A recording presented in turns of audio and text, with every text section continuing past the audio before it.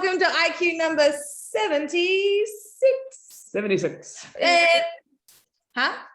I thought Erin was doing 77. 77. She stitched me up. 77. All Erin's fault.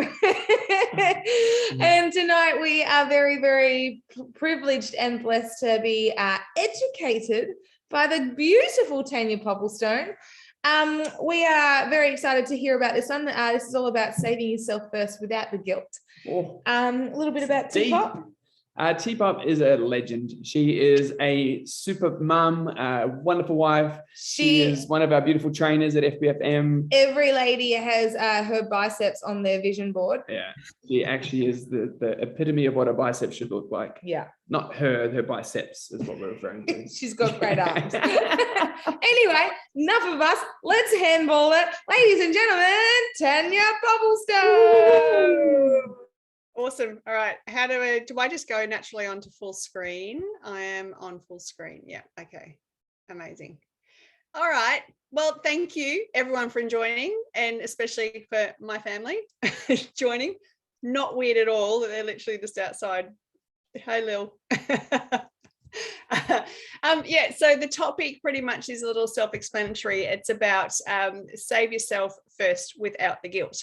What I am doing is actually piggybacking a little bit off the amazing Dr. Kylie Brownfield that we listened to last week. And so she presented to us on the attachment parenting and some of the awesome skills that we could have. And as much as, I love the session because we realized how much in some ways we have been winging it as parents. And so some of it we've nailed, some of it I really wish we'd heard like 19 years ago. So I encourage you totally, if you do have young children, to go back and replay that one, because there's some pearls of wisdom that would have made life a little less challenging as, our kids were we. So well and truly worth your time. I don't mean to be rude, but I'm not a presenter, so I've got my notes above me and I want to follow the notes. So I'm going to be likely to be scanning. So if I'm not looking at you, I'm still with you. Yeah, so piggybacking off what Kylie sort of was speaking about, one thing that really sort of switched the light on for me when she was speaking was that she made reference at the beginning about how important it is for parents and people to look after themselves first. So that self-care, that's looking after yourselves, don't pour from an empty cup, that sort of thing, which can be a little cliche. I don't know about anyone else, but I find that, you can't pour from an empty cup, a little cliche, but it's very, very true. And and especially from a parenting point of view, where my presentation tonight is a little bit more based on that. So I'm sorry if it's exclusive, but that's where my experience from, that's the, where I'm coming from a bit. And we do need to look after ourselves in order to be able to look after others, to be able to give the best of ourselves to our world. So whether we are parents or not, we need to look after ourselves, and it doesn't have to be cliche. So Kylie used the analogy at the beginning of that when the oxygen mask comes down in emergency in a plane, that parents, that you're advised to use it first before giving it to your kids. Now, as a parent, I find that quite challenging, and always would have thought, I would just do everything, save the kids, they're the number one priority, they get everything. But then from what I have understood, and especially as my life has changed, I've grown with my family, it really resonated. And suddenly last week, the penny dropped to going how important it is that we need to take on good oxygen, be rich and nurtured with good air to be able to breathe into the world of other people that we're around. So that's my passion, is to be influencing mum so that she has life in her lungs, to be able to breathe and help her child, to be able to help her child thrive and survive. And if we're not a mum, you need to have good air in your lungs to be able to thrive and survive in your life for anyone that you are coming into contact with. One of the things that I find stops us from taking the oxygen mask first is literally our excuses. I want to sort of use the example which is relevant to Dean and I, and it's as like use the example of sporting parents. Hours and hours and hours are spent in cars, sitting on sidelines, sitting in waiting rooms, toing and froing for their kids. When Noah was playing rep basketball, he was playing his contact hours on the court, and sort of a little bit of driving was a minimum of 14 hours a week. Hannah was doing ballet at that point. Her class time, travel time, etc., was also a minimum of around 16 hours a week. So, and they usually didn't happen simultaneously. So, on average, we were spending do the maths, Matt, 30 hours, literally just on sports. That didn't include school. That didn't include running the house. That didn't include us working. That's what we were investing into our kids, that amount of time. And the excuse of saying that we've got no time to do anything for ourselves was really quite valid, in a sense, before I knew what I knew now. So the kids, they're definitely time-consuming creatures, but they're not an excuse. But what we were doing is we were literally sitting. We were waiting, we were watching. And one day I sort of woke up to the situation where the conversations that we were involved in and around were people doing the same sort of thing. So, and they were fueled by people who were tired. They were fueled by the people who were unfulfilled, and they had no self-esteem because they were oxygen depleted. And it makes sense now. They were oxygen depleted. They were not nurturing themselves because we were just giving, and everything was surrounded by the kids. So I want you to hear me out a bit, because in some ways it can sound very selfish. And there is a lot of guilt attached when you sort of then start to say, hang on a minute, I'm suffocating. I don't know why I'm suffocating, but I am. And it presents in our life in so many other ways, because we just don't know that we are running out of oxygen because we're giving to other people so much. So it definitely wasn't the kids' fault how I felt about myself. And but there's a subconscious, as a mum, elephant in the room that because of how much focus and attention was going on with what the kids needed and were doing, that it came as a cost for me as an individual. And as their mum, I felt like I had to, and I still feel like I had to. But I sort of felt like I had to be the sacrificial lamb, and it wasn't just me doing it, it was Dean as well. So as parents, you feel like you've got to do it and you've got to keep going. But then once we sort of got years down the track and we sort of woke up to what was happening, we realized that unconditional love doesn't have to encompass self-neglect. Totally doesn't. And my heart would be that anybody would be able to catch it early before they start to find themselves just empty, run out, oxygen depleted, making sure everyone else has got all the oxygen in their world first before they do. That would be my heart, that we can catch it early. Excuse me, have another cigarette. Oh, my throat goes. So I also feel like there is a massive problem, and a cycle keeps going around, because we make it about someone else as to why we're unhealthy, why we're unfit, and why we're unhappy. And even though we know it's not the kids' fault, it's not whoever in our life that we keep pouring into, it's not their fault, we make it about them, and we subconsciously make it, even if we haven't got the courage to even sort of say that that's what's going on. What I found then is sort of once I woke up to what was going, and I didn't like what was going on, as in that the time that I was spending seemed to be so not wasted, but wasted. Like, how do you say the two without being selfish and not feeling guilty? Is that I started to go for a walk or a run while the kids were doing their sports. So I would come, drop them off, I would let them know, I'm just going to go for a walk or a run in the beginning. So don't worry, I won't be far away, I'll be back.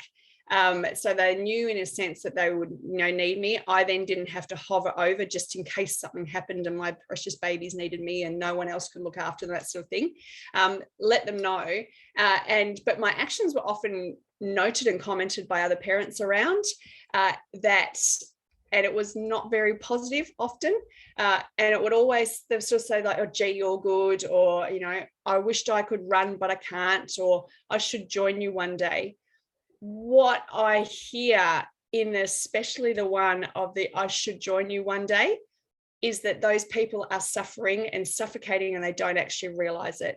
They know that something is yearning but they sort of are unable to associate it because it's very uncool to sort of say, I am an individual and I am suffocating and I need something else because this is taking all of my time and I don't have time to do what I truly want to do or what I would like to do, or maybe I don't even know what I want to do.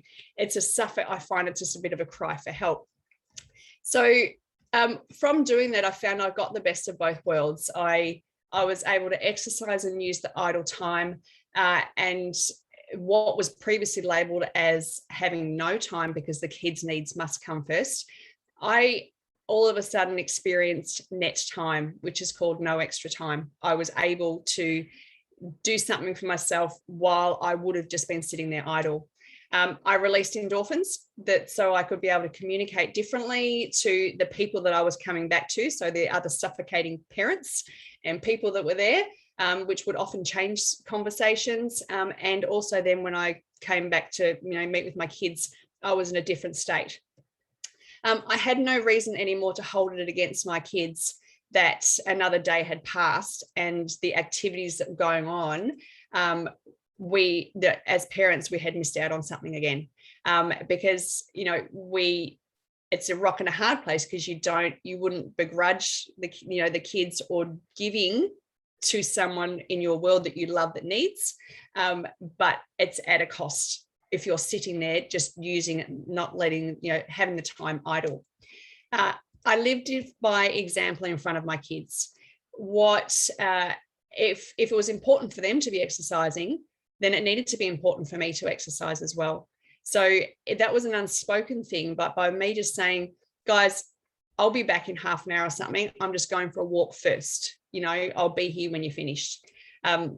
They then got that subconscious message that it was important for me as well, without me having to say, you guys get all the time. Why would why would I not go and do something for myself? I didn't need to say that. It was just an unspoken thing.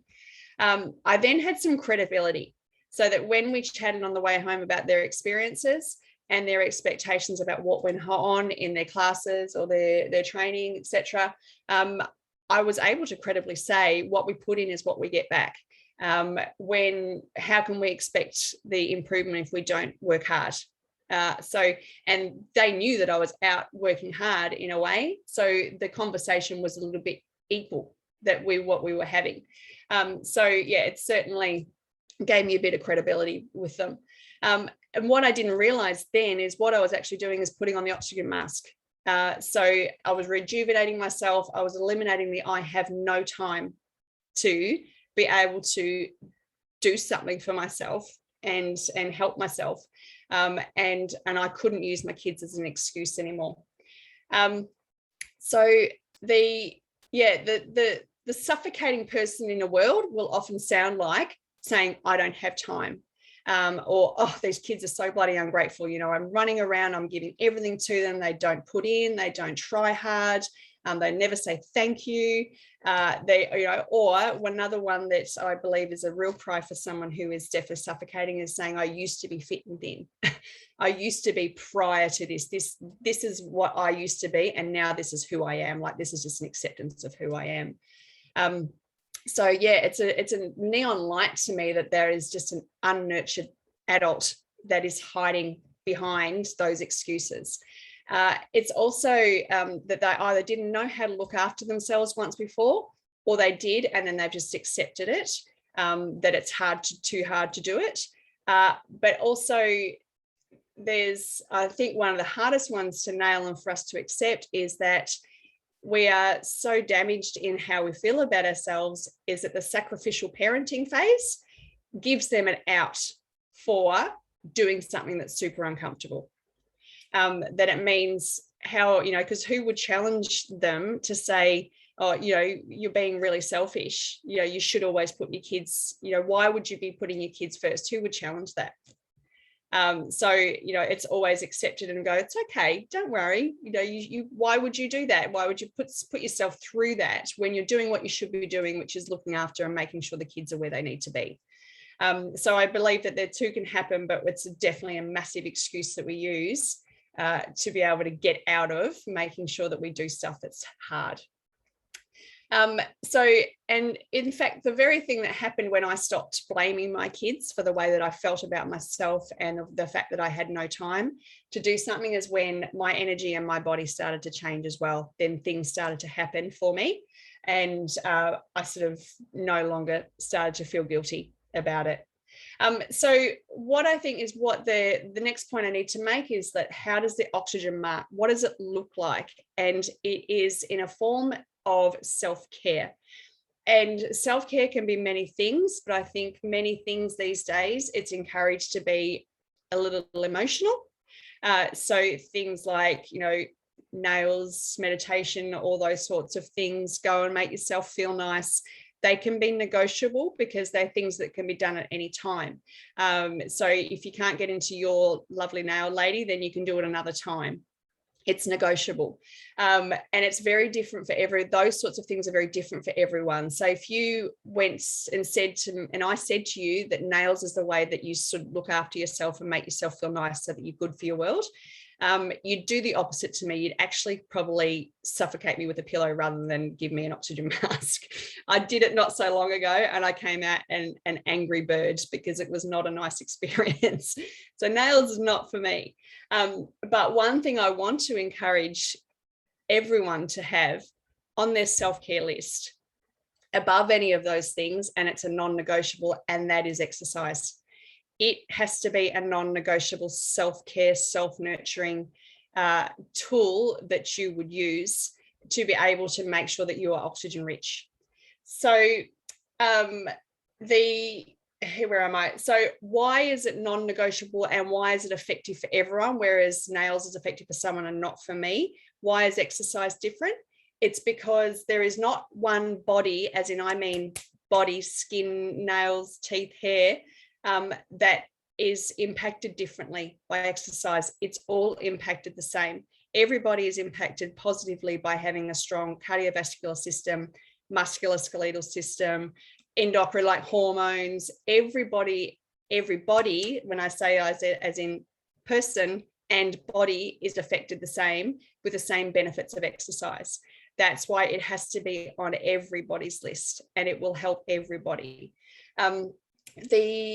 So not saying that the other things are not important, because they're hobbies, they're things that make you feel good and can relax you, but the exercise has to be absolutely non-negotiable. I want to, in some ways, I want to set a scene for you quickly about, from a woman's point of view, about how exercise can make a change in her day, and when that day is changed consistently, how much it can change her life and how rich she is in oxygen. A woman gets up, she staggers into the bathroom, she looks in the mirror and she's like, flipping heck, like that's a bit rough. So she wants to change it. She'll put on hair and makeup, and that's the hope that she's holding to change what she didn't like when she saw. Puts the hair and the makeup on and it doesn't change. She still feels a bit, funky about herself. So the next step is she's got to get dressed. It's not cool to run around not being dressed. So she puts on clothes. Remember, she's disappointed by the first sight in the mirror. She's now disappointed the hair and the makeup didn't fix it.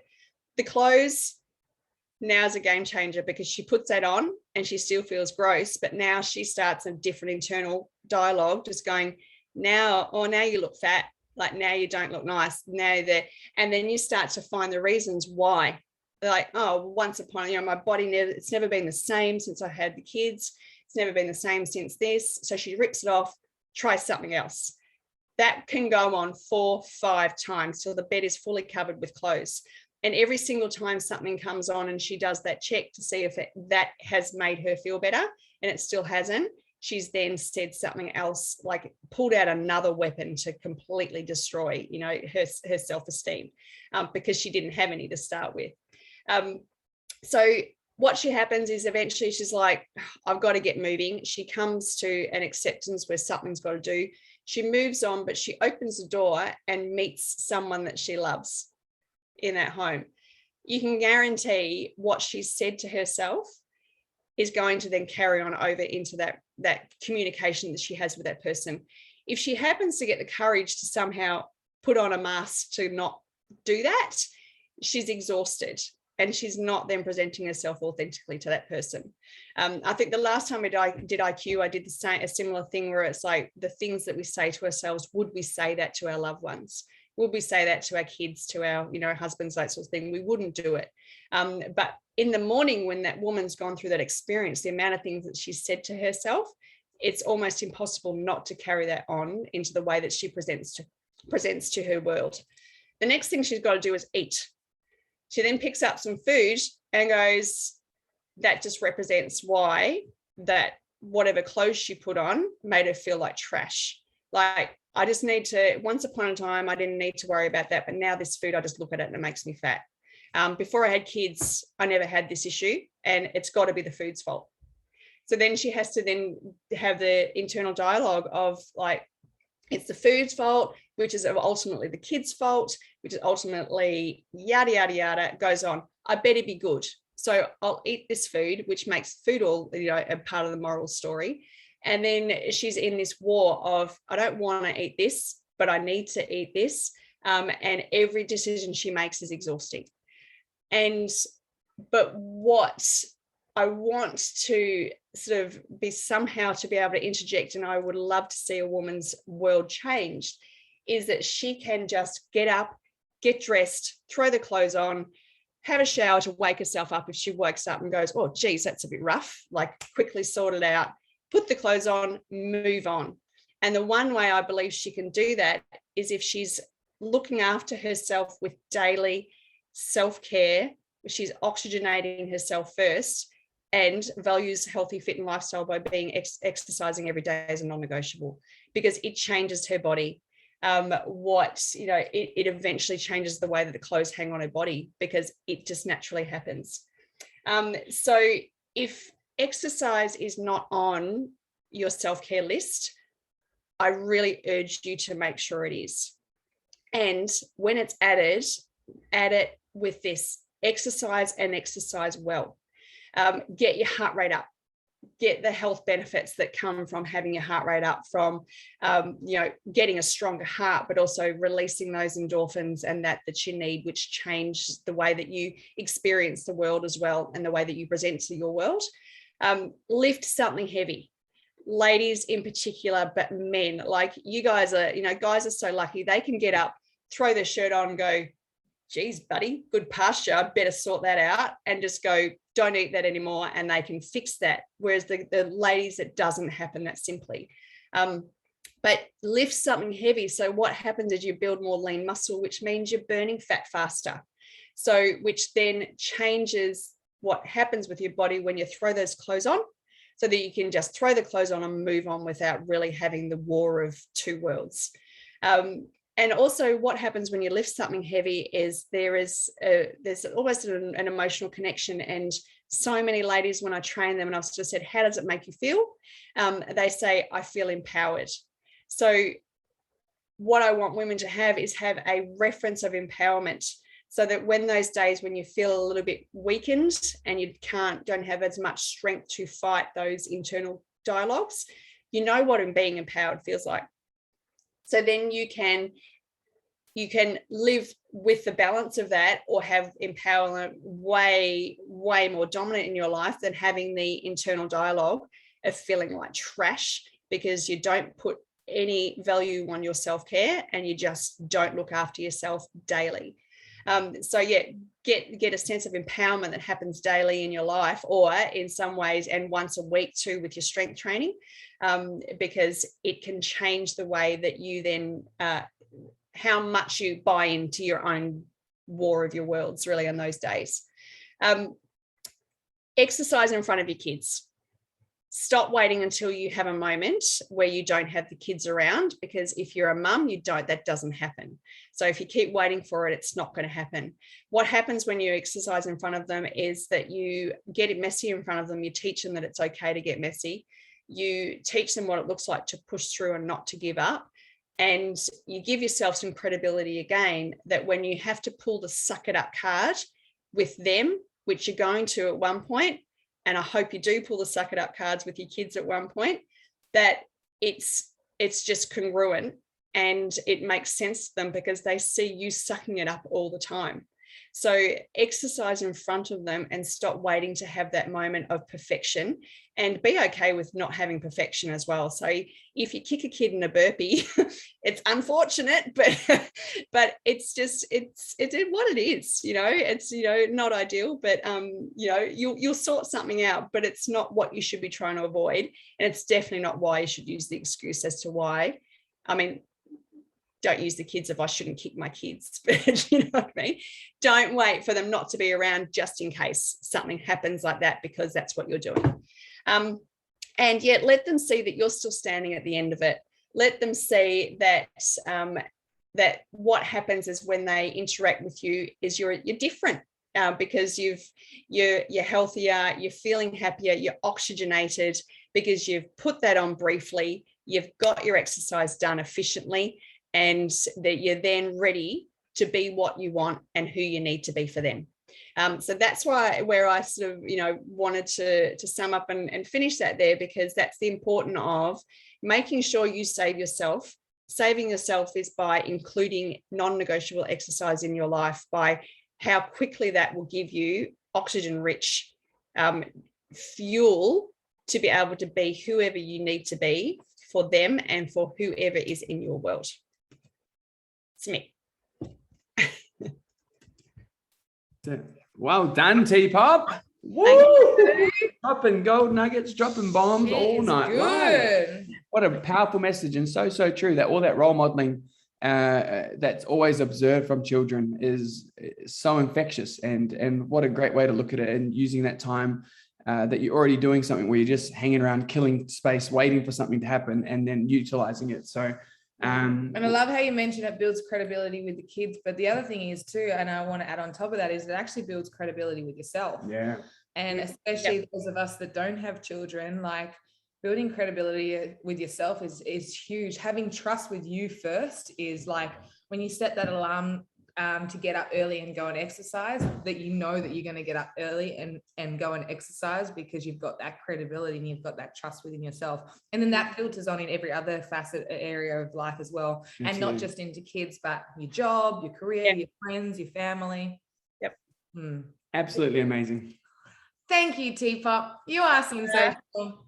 We love the way that you bring your spin to wisdom and always such a brilliant message. So thank you. And thank you all of you to listening and tuning in to this one. These are made public, so feel free to please share this with anyone that you know that needs to hear this message. That's why we've done these IQ sessions as public, so that we can spread some love and wisdom. But thank you guys so much for investing your time again. Thank you, T-Pop, for your time. Thank you for giving it to us over your family. We really, really appreciate it. And have a great night, guys. Thank you. Thank you. We love you. Love you all.